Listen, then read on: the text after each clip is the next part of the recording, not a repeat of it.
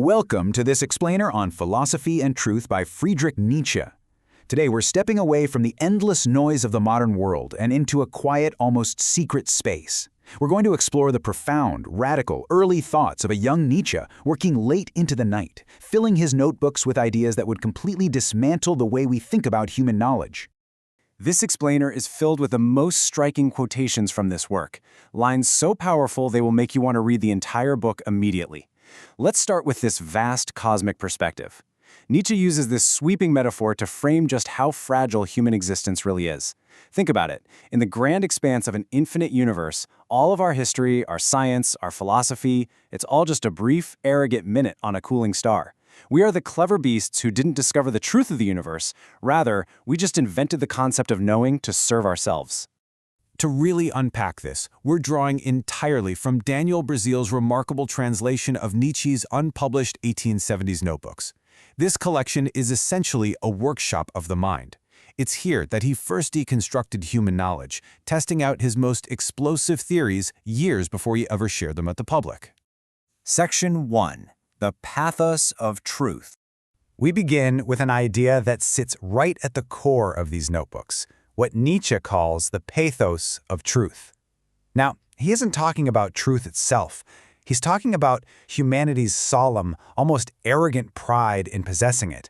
You see, our drive for truth isn't fueled by some pure clinical objectivity. It's driven by a deep-seated emotional need. We desperately want the world to be predictable. We want it to align with our intellect, so we simply pretend that it does.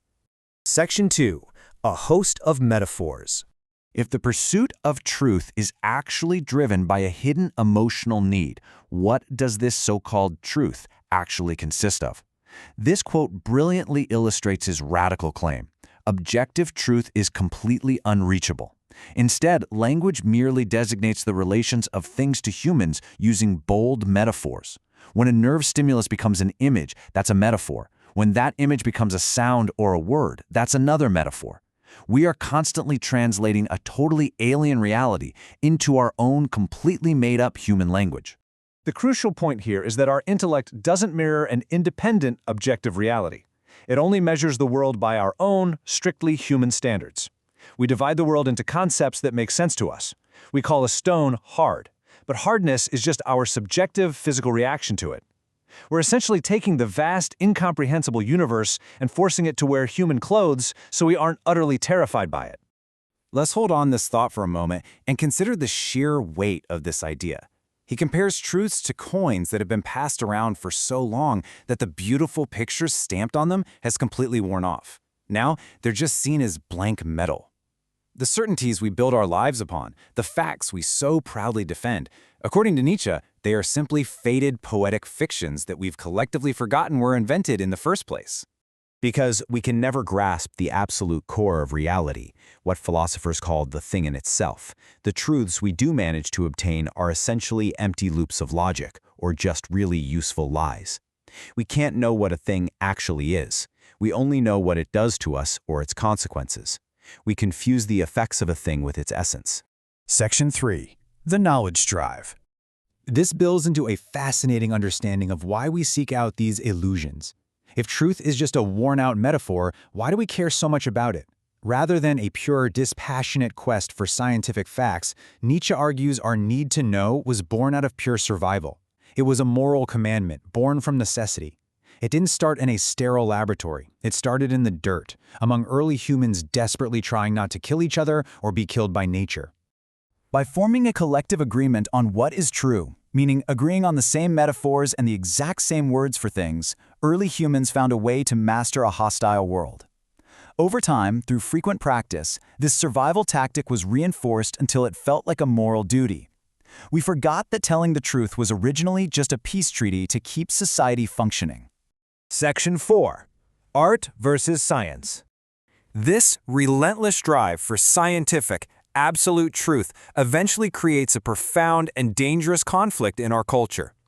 Nietzsche suggests that science, in its uncompromising quest to tear down every single metaphor, leads to a bleak, meaningless universe.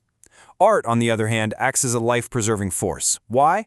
Because it willingly embraces illusion and it desires life.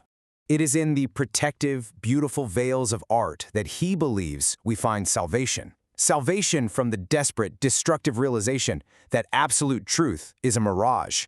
If we look too closely through the cracks of our consciousness, we see the terrifying, indifferent chaos of nature.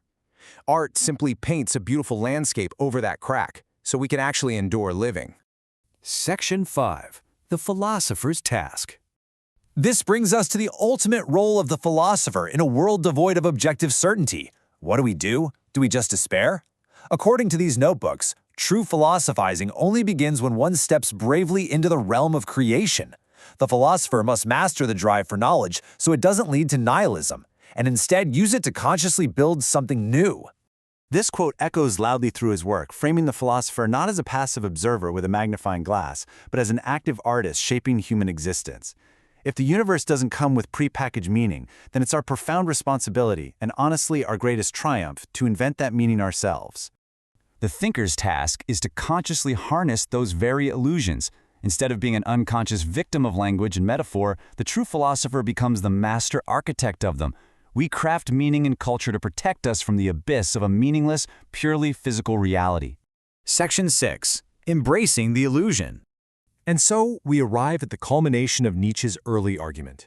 If humanly attainable truths are mere instruments designed to serve human purposes, then the act of living requires a courageous embrace of these life-affirming fictions. It's a bold permission slip. If absolute truth is fundamentally out of reach, then crafting a beautiful, livable lie, a perspective that brings joy, strength, and culture, is not just permitted, it's absolutely essential.